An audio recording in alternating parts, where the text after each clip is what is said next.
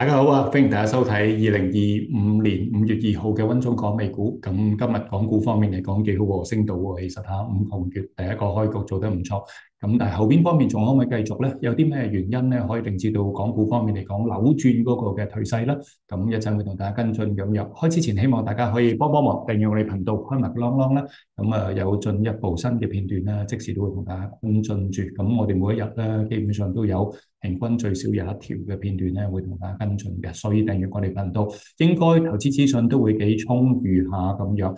咁當然啦，如果大家有更加多嘅資訊想攞到咧，咁其實我哋有搞到同學會嘅。咁本身嚟講咧，就每個港股交易日嚇，講緊嘅時間方面1點鐘至2點啦，咁都會上堂。講緊就我哋上堂嘅特色係咩咧？嘗試利用一啲實戰形式，例如喺個市場上面揀一啲股份出嚟咧，同大家一齊研究啦。本身到底基本分析同埋技術走勢到底點樣去睇咧？咁而點樣去定嗰個買入價、賣出價同埋止蝕價咁樣？咁再加埋啦，就講緊咧，就本身都會有答大家嗰個股票問題，咁同大家跟進翻個投資組合咁樣嘅。再加埋啦，整體大市分析同埋如果有突發事件，我哋都會有啲短信俾翻大家。咁多樣嘢加埋咧，咁其實費用方面只係需要400蚊就可以。咁大家如果有興趣嘅話，歡迎大家去到訂閱我哋。咁喺我哋嗰個嘅第一版，咁本身咧頻道第一版咁加入咧就即刻可以噶啦，大概1分鐘時間就可以訂閱到咁樣。咁與此同時啦，我公司 iFast Global Market 咁本身咧都有幫我做到一個嘅投資組合。咁講緊咧就本身個投資組合裏邊咧，其實就個特色就係比較容易。方便講緊好彈性，隨時入隨時出咁樣。咁本身我幫大家做嘅買賣決定，亦都即時喺電話裏邊會噴出嚟俾大家知道。再加埋最後啦，我哋揾咗匯豐、渣打同中銀香港嘅做信託銀行。咁講緊咧就本身有啲咩事，佢哋即刻都會俾翻錢大家咁樣。咁我哋公司方面嚟講咧，本身橫跨歐亞嘅，其實管理緊嘅資金咧都成1500幾億嘅。咁喺內地方面有幾十間嘅分店分行啦。香港啊、馬來西亞、新加坡、印度、中東同埋講緊喺英國咧，我哋都有業務嘅。其實咁本身由銀行業務啦，去到呢個股票、債券、基金同埋退休金，我哋都有做。所以其實講緊嗰個服務方面都幾全面，應該可以幫到大家嘅。有興趣記得可以訂閱，可以同我哋聯絡。上邊就係聯絡電話，唔阻大家啦。本身嚟講，恒生指數今日嘅走勢咧，的而且確做得唔錯，啱啱可以喺22,500點個收。咁之前我同大家講過咧，22,500咧就係一個幾大嘅關鍵咁樣。因為講呢個係個成交密集區嘅區底位，再上嘅話咧，咁仲有呢個50天平均線，50天平均線所在嘅位置咧就係22,800點，同埋呢個恒生指數咧由翻之前個高位24,874點回調到落去19,260，反彈跌幅嘅61.8%咧，亦都喺呢個位置。咁所以咧就22,500至到去22,800呢個阻力都非常之大。咁稍後方面要進一步有利好消息嘅時候先推動到咁樣。咁整體方面嚟講咧，我自己會睇翻咧，如果短期嗰個嘅港股或者個股市要轉勢咧，必須有4大關鍵。第一個關鍵就係講緊中美要達成到個貿易協議啦。就算 even 達成唔到都好啦，未達成到都好啦，咁起碼有進展嘅，就唔係話講緊劍拔弩張咁樣嚇。講緊拒絕跪低啊呢啲咁樣啦。咁其實對於翻個股市嘅升勢咧，都冇乜特別太大嘅幫助，太大嘅好處咁樣。而本身下個禮拜三美聯儲亦都會議息㗎啦，其實嚇。佢哋好重要一點咧，就要放鴿。隻白鴿越大隻越好，唔好講緊係孤孤寒寒咁由未來方面嚟講，摸住石頭過河要睇數據嗰啲咁樣啦。其實個市場方面嚟講未必咁 buy，但係如果你話講緊佢可以好確切地話到俾大家聽，我會提供充足嘅流動性，同埋講緊咧就本身未來方面個減息次數可能都會多過市場預期嘅咁樣，咁個市方面就容易再往上走咁樣。三來方面嚟講咧，就本身美國政府方面咧，就特朗普政府方面積極咁提大家減稅方面嘅政策幾時出嚟咁樣，咁呢啲都重要嘅。其實再加埋咧個6.5萬億美債嗰個問題咧，要有解決方案咧，咁投資者先會投資得安心。所以其實呢4大關鍵咧，其實有啲關鍵係幾難做下嘅，例如講中美達成貿易協議啦，因為本身美國想收中國關稅都去到成50%以上嘅，其實而調翻翻轉頭啦，美聯儲方面放鴿啦，其實嚇，咁呢個反而容易啲嘅，其實嚇，咁但係講緊咧，又要減稅，又要應付6.5萬億美債，咁其實呢個又係比較難，所以其實咧1、3、4呢四個，即係呢三個嘅一個嘅即係個 point 咧，就會係比較難處理。投資者方面講都要留意翻咁樣，咁短期咧亦都見到咧。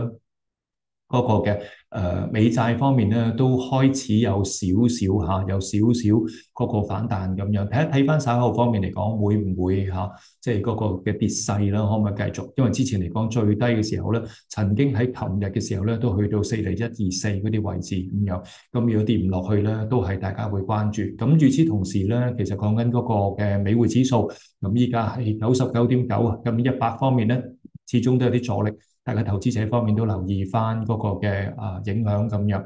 咁個股方面嚟講咧，就本身5號仔今日方面都要跌啦。其實嚇，之前即係講緊星期二出咗個業績，跟住星期三方面嚟講咧已經衝高回落，跟住今日方面星期五啦，咁其實就進一步下跌。咁啊跌到最低係84.8毫半，收市係86.2咁樣。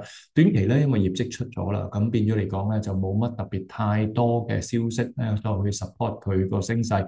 咁所以咧就喺翻90蚊之前，因為之前咧其實都到過呢個92.1毫半呢啲位啦。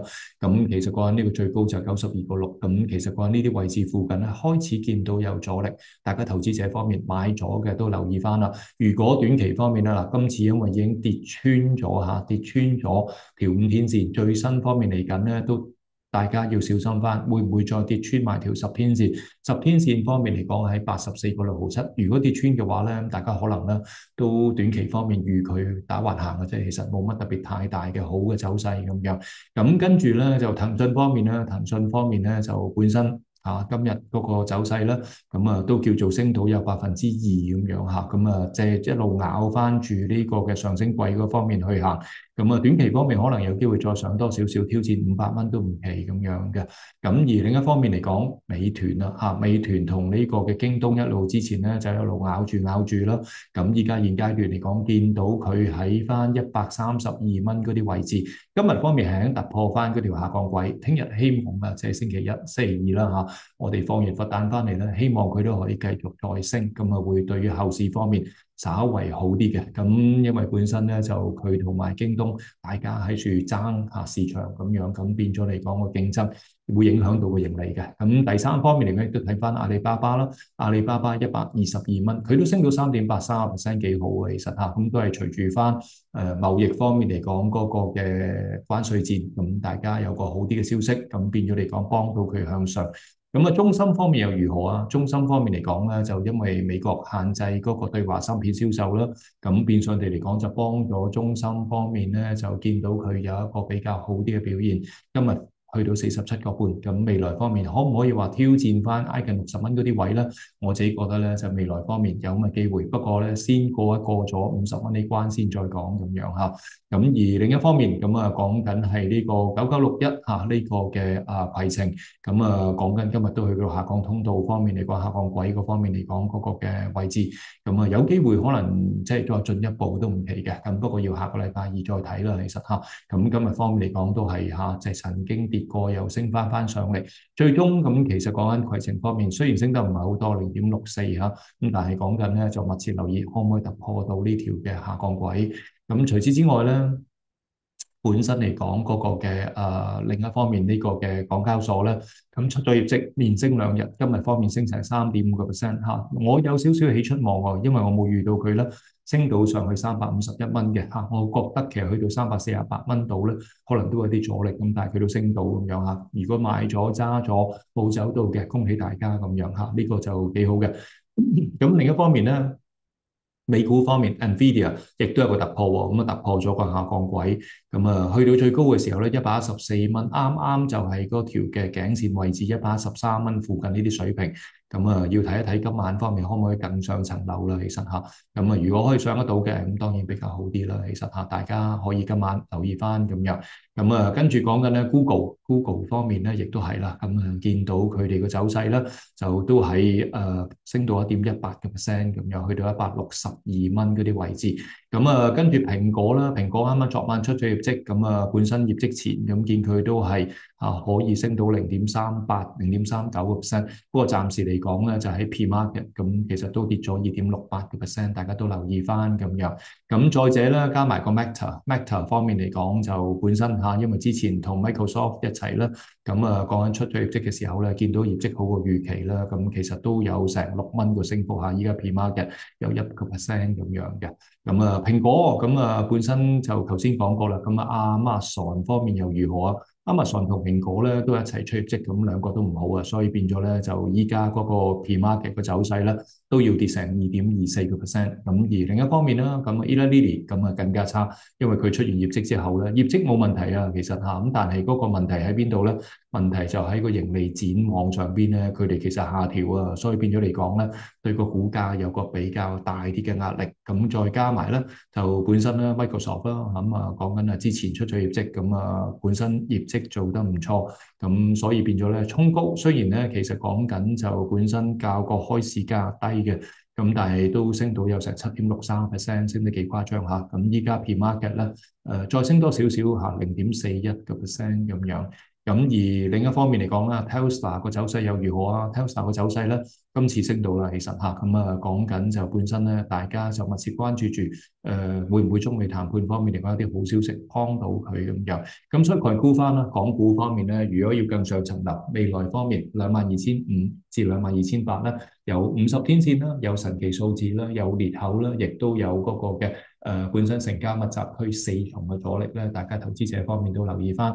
而美股方面咧，就標普咧，其實都要留意翻佢啦。